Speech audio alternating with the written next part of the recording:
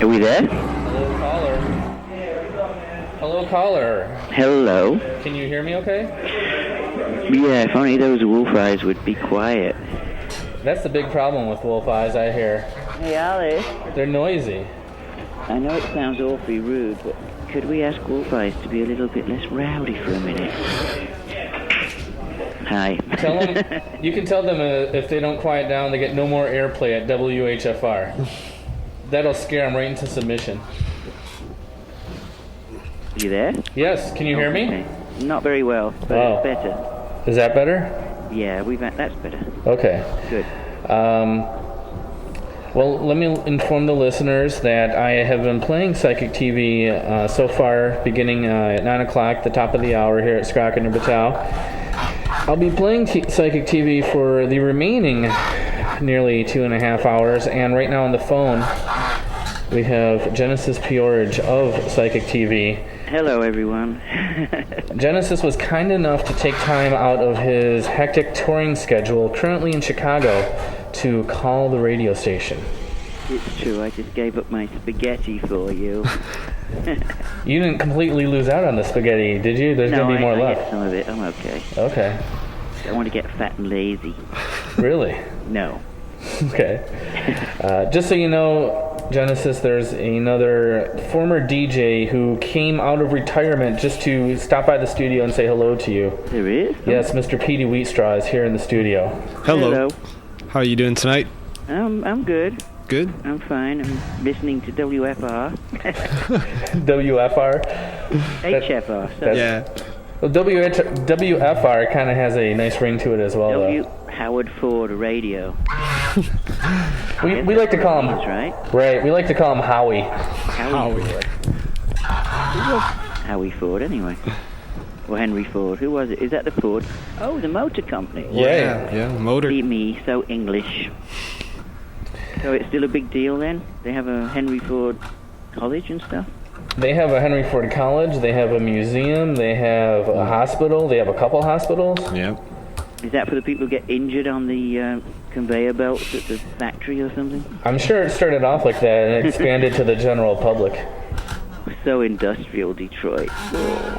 Anyway, what should we talk about now I'm here? Well, I'm wondering how the tour's going. Excellent. I have to be honest, I've never been on such a happy, positive tour ever. It's been amazing. We've been to 17 countries so far, including Russia, which was the most surprising. Russia got Petey Wheatstraw's attention. Yeah. He perked right up for some reason. I always wanted to go to Russia. You're a lucky man. I never went before, and we got there, and we played in St. Petersburg and Moscow, and we were on national television. We had rave reviews on the front page of the daily paper for the whole of Russia. Wow. It was remarkable. And we had no idea that the Russian people knew about us, but it turns out that there was a whole underground community that were, for example, somebody might go to the West when the communist regime was in power and get hold of a Psychic TV album, and then they would bring it to Russia and have a secret meeting at somebody's apartment, and then make lots of cassette tapes of it and discuss the music, and then make Russian translations of the sleeve notes and the essays, and hand write all these translations and pass them around. So there's been this entire alternative culture that's been observing and theorizing about what we've been doing for 15 years, and we never knew. Well, you've been, how long ago were you in Russia then? We were in Russia, gosh, it's so hard to remember. I guess 4 weeks ago, maybe 3. I have various Psychic TV live records here, and one of them's from Glasgow. Oh. Yeah. Well, I just talked to Doc, our theremin player, who also recorded some of the gigs, and he said that there's really, really good recordings of Russia, so we can definitely do a Live in Russia CD. Oh, have you been taping all of your performances? Not all of them. We tried when we could, and sometimes other people did. We're trying to cull together the as much as we can, and then we're going to put things on the website, which is www.genesisporridge.com with a hyphen between the P and the O, and ask people that did record it if they've got any decent recordings so that we can use them. And we'll give them free copies and a name check and all that kind of thing. Yes. Is there one day going to be a PTV 324 box set coming out? Not a box set as yet, but the label we work with, Voice Print Records, they want to do 60 live CDs. Wow. We've only done 12 so far, so Wow. it's infinite, really. You might want to try to talk them into making those MP3 CDs, just because of the volume of actual discs that would require. Well, maybe we'll just do that. I mean, we have about 400 concerts or so on tape. Well, that would So be... we might just do that later, just do an MP3 box set or something with just everything, and then say, you decide. It's not so much that we want to do lots of CDs as that I just vacillate over what I think is okay. Right. So I try not to make judgments. I can't tell anymore. So the tour's going well. What's the most exciting thing about being on tour, visiting places? I mean, have you been to Detroit before? Oh, yeah, we've played... I can't remember the name of the place. It's this big hall. I can visualize it, but I don't remember what it was called. But yeah, we played there before. It must have been years ago, because I don't recall. Yeah, it was. I'm old. I think it was in the late 80s. Yes. Wow. You were probably just little in short. Late 80s? I was towards the end of high school in late It was 80s. for something hall. That's the best. St. Andrew's Hall? What? St. Andrew's Hall? Yes, There you go. that was it. We played at St. Andrew's Hall. Well done. I'm a genius. Yes, you are. God, I'm glad that you're still focused. My brain's gone. I'm on the last straw there myself. You are. Wait Yeah. till you're 55. Ooh, yeah.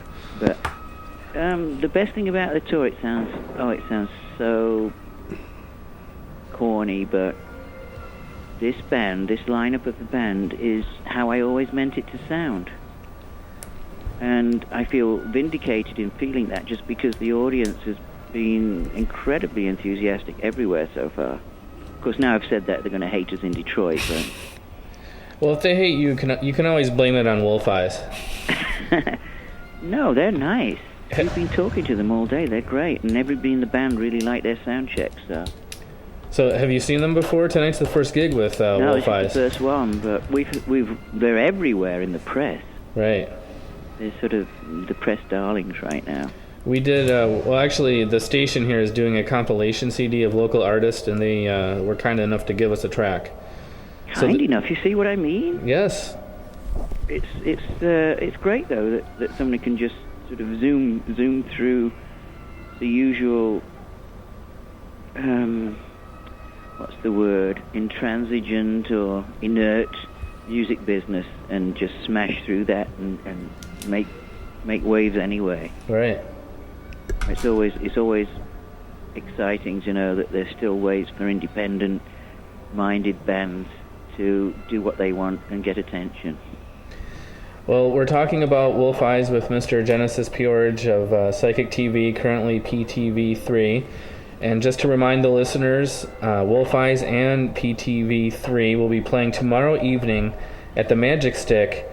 I think the doors are at 9, Magic Stick, downtown Detroit. Is that right? That's where is it nice? It's actually... Oh, shouldn't I ask you that? It's a pretty decent venue. Mm-hmm. They do host a lot of good shows, Mm-hmm. and they've turned it into somewhat a kind of fun complex. It's kind of crazy because upstairs you have the live bands, and then you have billiards right next in the same room, kind of off over to the side, and then downstairs there's the oldest bowling alley in the nation. Oh, really? Yeah, they just put in a pizza joint. So, That's and they're right where we played in Russia. They had a bowling alley too. the oldest bowling alley in Russia. Who knows? Because then you could corner. Probably the only bowling alley. If that's the case, then you could corner the market on playing. So we're the bowling alley band. Well, you could corner the market on playing the oldest bowling alleys in every country that you visit. I like that, the bowling alley tour. When we got to the club in Moscow, the first thing we noticed was this, I would imagine, I'm not kidding, about 30-foot high neon bowling pin outside the club. Wow. So it obviously was a bowling alley first. And we just thought, a bowling alley? We're playing in a bowling alley? Yeah. Were they bowling at the time? I never got a chance to do it, which I really like 10-pin bowling because it's so ludicrous. But the actual concert hall, we walked in and there was this bar and then a stage about 10 foot square with a few armchairs in front of it. We thought, oh, we're not playing on that stage, are we? And they went, no. And then they led us through this labyrinth of tunnels and restaurants, and there was a Japanese sushi bar and a European cuisine bar, restaurant, and it just went on, and then they opened these doors, and there was this massive concert hall with a custom-built stage and PA and everything. So it was, I don't know, it was like being in Doctor Who's TARDIS or something. Just kept going on and on, the place. But it was unbelievably positive, mind-boggling. I didn't notice this, but Alice Janice, our bass player, she said that when we started to play and I came on stage, people fell to their knees and started crying. Wow. Isn't that bizarre?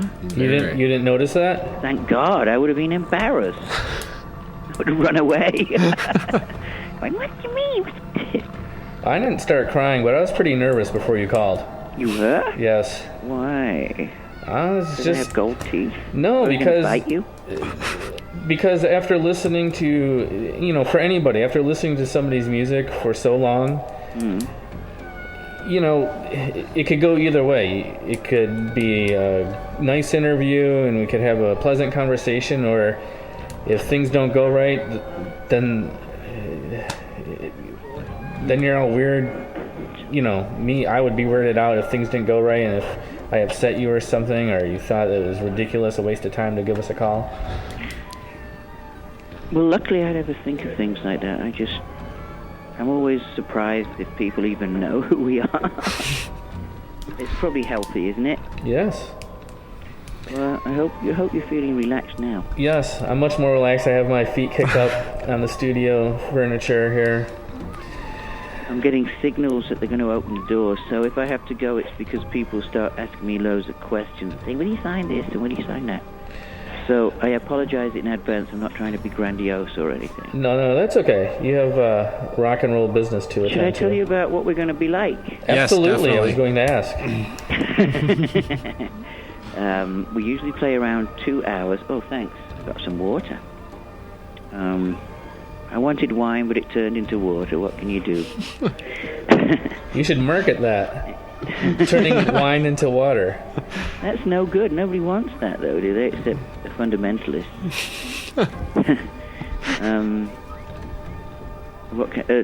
Well, we have Alice Janice, I mentioned, on bass, and Marcus Persson on keyboards, Morris and Edley on drums. It was actually Edley that said, you should start Psychic TV again. I was happy to be retired and let it all go, but he said, have you ever listened to the songs? You write great songs. And I went, meh. So he made me a CD of the songs he thought were classic songs and put them together and said, just listen to them as if it's another band. And he played them to me, and I thought, you know what? They are good songs. Oh, I never thought of it that way. I was so wrapped up in the ideas and the strategies and trying to change the world that I didn't notice that we actually wrote some classic music too, or potentially. So I said to him, well, if you want to do Psychic TV again, you do the work. You find the other musicians, and you, when you've got it together, I'll sing. Not thinking he would ever do it, but he did. He found all these amazing musicians in New York. David Max, the guitarist, is just incredible. He's played in various sort of lesser-known New York psychedelic bands for years. And suddenly there was this amazing hyperdelic rock band that just does a great show. It's got every emotion, and it's got fun and jokes and smiles and weirdness. It's all the different emotions and senses combined in a truly kaleidoscopic experience, plus a live mix video light show. So much to my surprise, I discovered I was the singer in this really good rock band. The one thing I never expected to do. Well, I know I'm very grateful, and I'm sure there's a entire legion of fans who are also very grateful that you've decided to go on tour and give us a chance to see you, for those of us such as myself who somehow missed it the first time around. So we're very grateful. Thank you. Well, this is the best lineup we've ever had. This is how I always wanted it to sound, but it never quite did. And it's got so tight that it can be loose now. I know it sounds like a contradiction, but you'll see. I can just do little signals and body movements, and they know that means improvise. Right. So even though we have moments that are very specific, we also have infinite choices in terms of where we go or what happens. We've done several songs that none of us remember. I don't even know what I said, but they sounded like real songs. They just came out of nowhere. Well, I'm sure you have, 1,000 or so songs to choose from to try to remember lyrics from. I know, it's weird, isn't it? Think of them more as lots of stories that we can tell. Right. But I'm getting a million signals that it's time to disappear. Okay. Is that okay? Do you mind? That's absolutely fine. I'm grateful that you called it all, that you took time to stop and connect with our 8 listeners. You're welcome. Anytime. And we'll see you tomorrow. Absolutely. Are you going to come up and say hello? Sure. Okay, great. You'll be hanging around? I know you have a dedicated merch person, but maybe you'll be lurking in the audience somewhere? Oh, I'll be wandering around. All right. Especially afterwards. I tend to focus in advance and then relax afterwards. Okay. What time are you getting into Detroit? Are you flying in? We're flying in, I think, at 4 o'clock. Okay. And we go straight to the club and do the sound check and then take half an hour to relax, and then we play. Oh, okay. Well, I look forward to seeing you. I'm sure there are many fans who are also looking forward. Any last words, Mr. P.D. Wheatstraw? Have a good show tomorrow night, and hope to see you there. Thank you very much, and it's definitely worth coming, no matter what anyone might think. All right. It's a groovy show. It's the grooviest show you'll see in 2004, ladies and gentlemen. It's not industrial, it's psychedelic. Very good. Very psychedelic. All right? All right, thank you for calling. Well, thank you for letting me speak, and take care. I'll see you soon. Absolutely. Thank you. Okay, night-night. Night-night.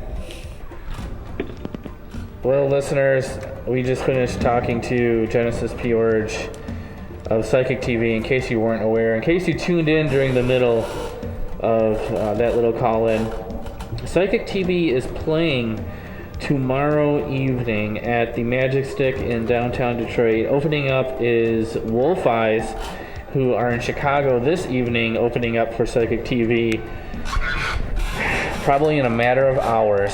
Yep. A 2-hour show. 2 hours of Psychic TV. That I didn't expect. That gives you enough time to experience the band from every corner of the venue. Even a billiard table. I wouldn't experience them from the billiard table unless I had to stand on it because it was too crowded to see the show. But yes, even from a billiard table, if you're so inclined.